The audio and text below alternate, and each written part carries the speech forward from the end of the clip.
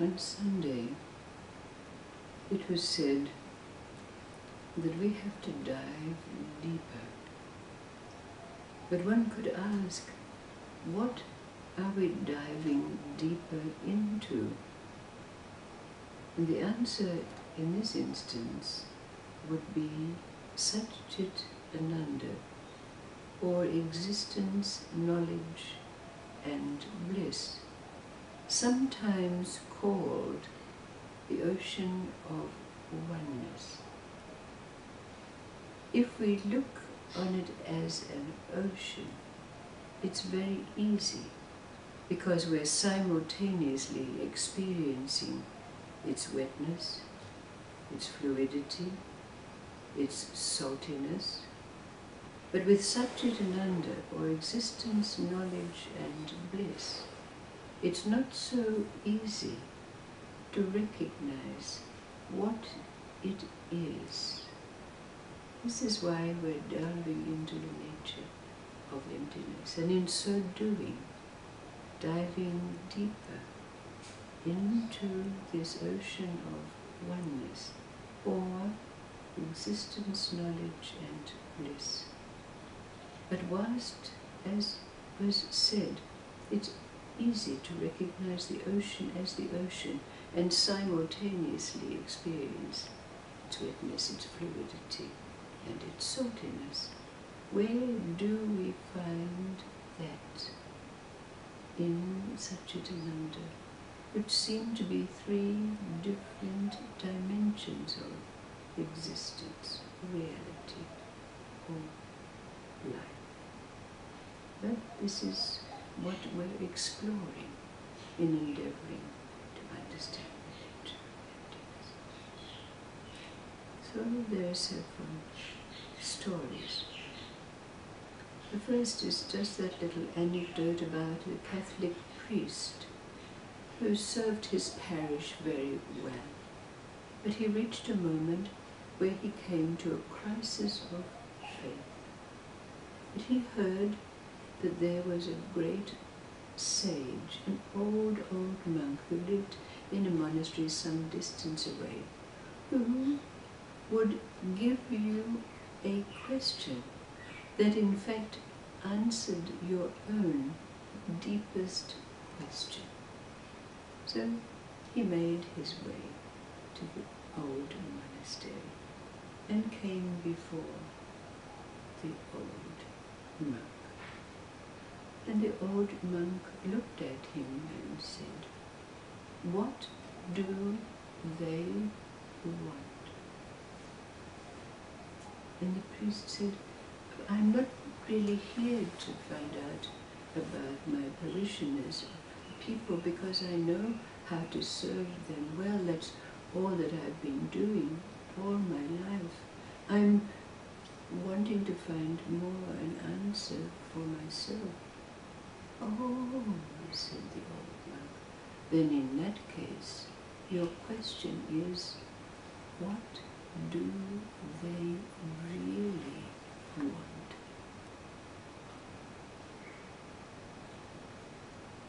This is a little enigma for our mind, but you can see what it immediately does.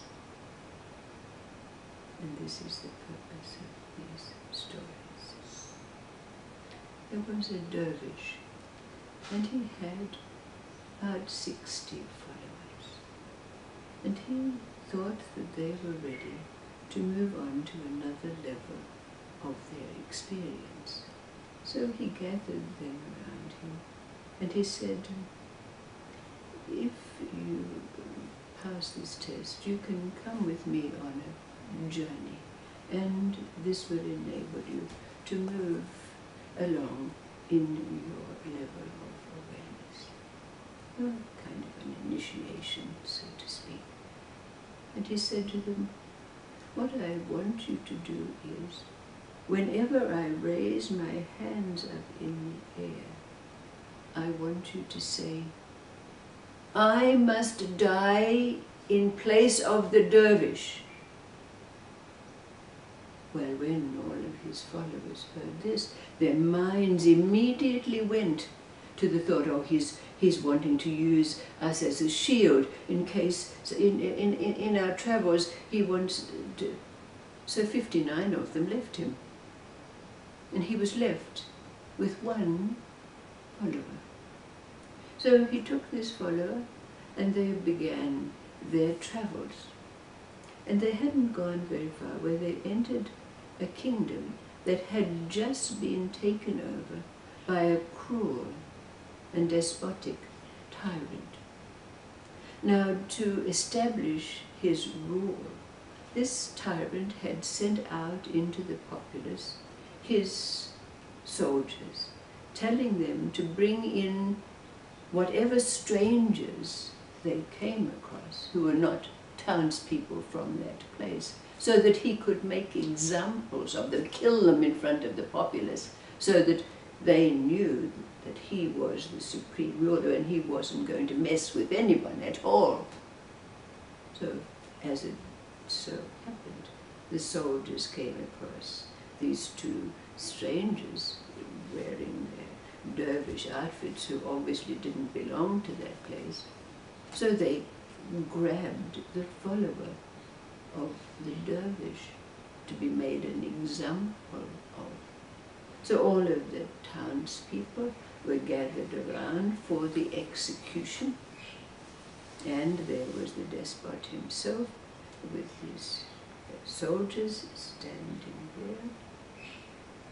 And just before the beheading was to take place, the dervish, who was amongst the throng of people, raised his arms and said, "I must die in place of this man because I was the one who led him here, so I deserve to die." But the follower standing on the dais, seeing the dervish's arms raised, said, "I must die in place of the dervish." So there was an argument going back and forth. The tyrant was a little bit bamboozled. But why do these two men want to die? How are they both so anxious to die? So he turned to his advisors and said, "What's going on here?" And the advisors shook their head and scratched their head and didn't know, but they said to him, "Well, you know, the thing that you have to do is even be more cruel, bring the other one up and kill him too, because this will really establish your rule and recognize that you don't mess with anyone." But they said it wouldn't hurt to ask them why it is that they're wanting so anxiously to die. So they hauled the dervish up onto the dais and they asked him, why is it that both of you want to die? And the dervish said, "Oh, well," he said, "you know, it's been foretold that in this place and at this time, whoever dies will immediately become immortal." Well, of course, the tyrant said, "It's got to be me."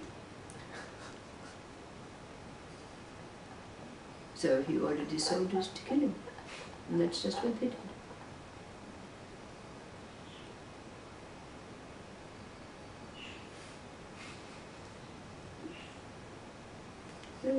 The other day, several stories were told, and this story, as you recognize, goes deeper in those stories in relationship to what it is that we're endeavoring to do here. So if we take these stories now, recognizing that it's no longer possible to separate them into existence, knowledge, and bliss, with our mind to rationalize them, there's a point that we've gone beyond, wouldn't you say? So that we have to use these three levels, dimensions of being, which are levels of mind, to come to an understanding of what the meaning of these stories is. So we get to experience what it's like to have this ocean where simultaneously you cannot separate the wetness and the fluidity and the saltiness of the ocean. But what is it? Because it's the same. Satchitananda is used synonymously with the ocean of oneness. If you're talking about the ocean of oneness, you're talking about existence, knowledge and bliss. And very clearly we can understand the ocean of oneness and these three qualities of it.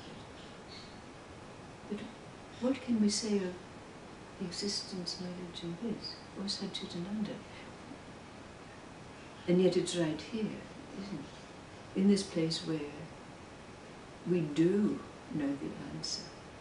Immediately that priest had the answer to his question, the deepest question that he wasn't even able to formulate, except he was having a crisis of faith. This he knew. And in the second story also, what is its deeper meaning? Recognizing this is a Sufi story. And the Sufis of necessity had to couch their stories in such a way, having the deep truth buried in them because of what was happening at the time that they were bringing out their teachings.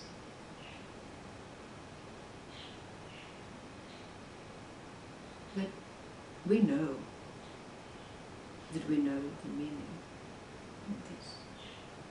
We may not be able to verbalize it, just like right now we can't verbalize or find another word for Satchitananda, except as a notion of oneness. So, how does this relate to our endeavors to understand the nature of emptiness? And I think we're beginning to get a feeling of what that is. We don't have to figure out the story. But they're going to work anyway, aren't they? That's the nature of them. It's the nature. They're a chemistry. They work on those three levels with the